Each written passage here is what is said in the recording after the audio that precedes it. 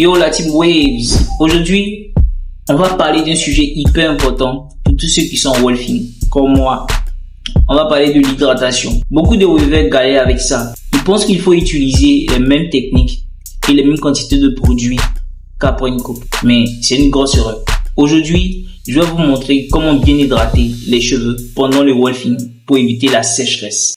Gardez vos waves bien plaqués et surtout évitez d'avoir des cheveux lourds ou gras. Bienvenue sur ma chaîne, si votre gamme désire beau, ici on parle de lifestyle grooming et de tout ce qui a trait aux soins capillaires Waves. La différence entre l'hydratation après une coupe et l'hydratation en wolfing, les produits à utiliser et la bonne quantité, l'ordre d'application des produits pour maximiser l'effet, le rythme idéal pour l'hydratation et pour terminer le dernier point qu'on va voir, comment bien brosser et sceller l'hydratation avec un durable. Alors, pourquoi l'hydratation en wolfing est différente? Simplement parce que les cheveux sont longs. Plus les cheveux poussent, plus elles ont du mal à garder l'hydratation. C'est-à-dire, si tu n'adaptes pas ta routine, tes waves vont commencer à se déconnecter. Tes cheveux seront plus difficiles à brosser et tu risques d'avoir plus de frisottis.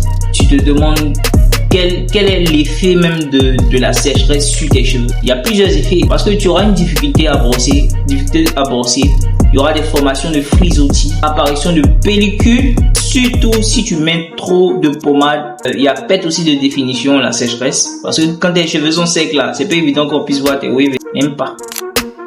Un cheveu hydraté, c'est un cheveu plus souple, plus facile à brosser et qui garde mieux la forme des waves.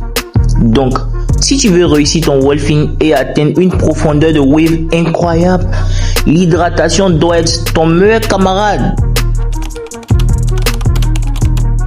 Beaucoup de wavers font cette erreur. Ils appliquent la même quantité de produits en wolfing que lorsqu'ils viennent de se coiffer. Et ça, c'est un problème parce que après une coupe, il y a peu de cheveux. Donc, ce qui veut dire qu'on a besoin de moins de produits. Les cheveux absorbent plus vite. Donc, ce qui veut dire que si tu mets plutôt trop de produits, forcément tes cheveux seront gras rapidement. En wolfing, on a plus de volume. Donc, ce qui veut dire qu'on a plus de besoin en produits hydratants. Risque de sécheresse accrue. Plus de difficultés à faire pénétrer les produits. La pommade. En wolfing, tu dois augmenter la dose de pommade, mais intelligemment. Trop, et tes cheveux seront gras et lourds. Pas assez, et tes cheveux seront trop secs et difficiles à brosser. Une dose équivalente à une pièce de 50 francs répartie sur l'ensemble de ta tête. Comment l'appliquer? C'est simple et même très simple. Chauffer la pommade entre les mains pour la rendre plus fluide. Appliquez en petite quantité en commençant par l'avant de la tête, là où les cheveux sont le plus secs.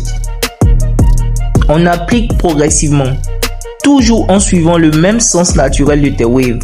Ne frotte pas n'importe comment, suis bien le mouvement de brossage habituel. On descend doucement vers l'arrière, sans forcer, juste en effleurant les cheveux pour ne pas casser la structure des waves. Les côtés maintenant, c'est une zone que beaucoup négligent, mais qui est essentiel pour une bonne connexion. Rassure-toi que la pommade est bien répartie ici aussi. On termine en revenant vers l'avant pour s'assurer que toutes les parties ont été bien hydratées. Répartissez uniformément avec un brossage progressif. On va brosser pour bien répartir. Attention, là, on ne cherche pas encore à vraiment former les waves. On fait juste un premier passage léger pour s'assurer que le produit pénètre bien. Toujours en suivant le sens des waves. Regarde bien, je ne fais pas de mouvement brusque.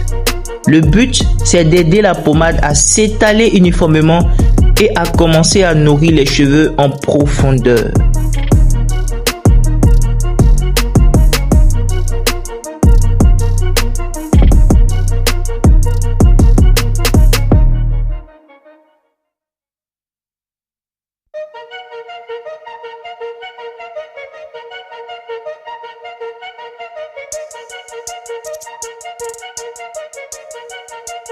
Là, on passe au vrai brossage.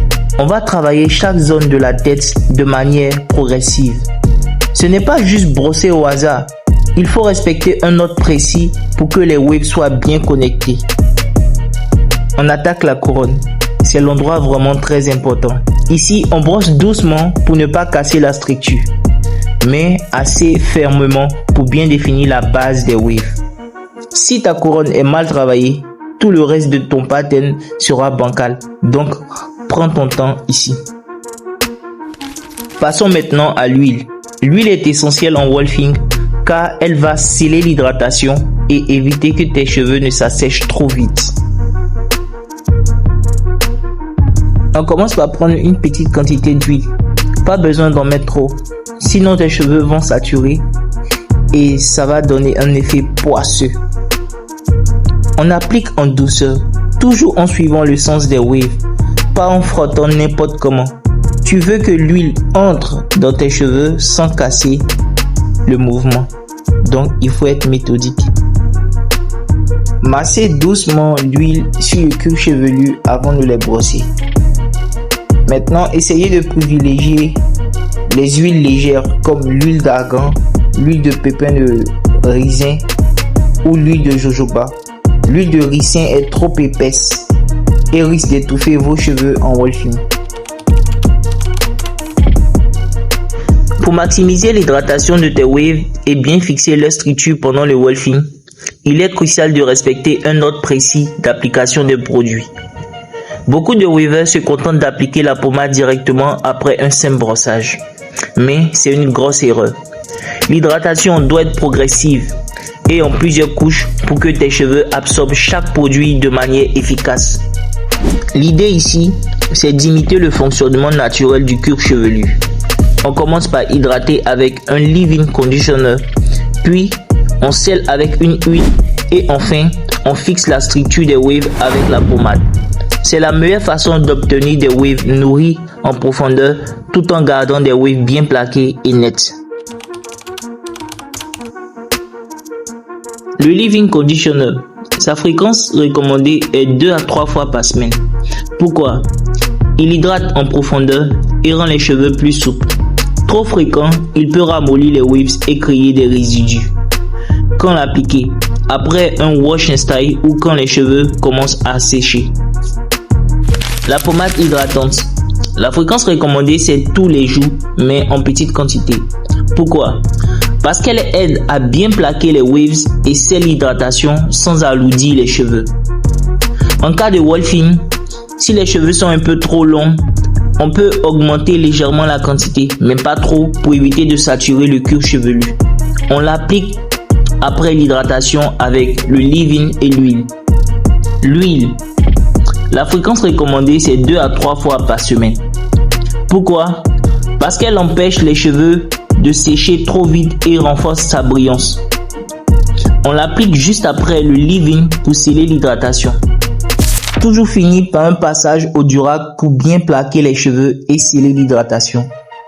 Si tu ne mets pas ton durag après, toute l'hydratation s'évapora pendant la nuit et tes efforts auront servi à rien. Donc là, faut mettre ton durag.